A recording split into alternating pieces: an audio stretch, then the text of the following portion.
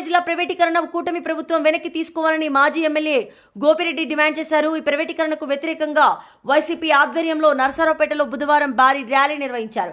Guntur road నుంచి RDO office వరకు సాగిన ఈ ర్యాలీలో సీఎం చంద్రబాబు నాయుడు రాష్ట్రాన్ని ప్రైవేట్ వ్యక్తులకు అమ్మడానికి చూస్తున్నారని గోపిరెడ్డి ఆరోపించారు.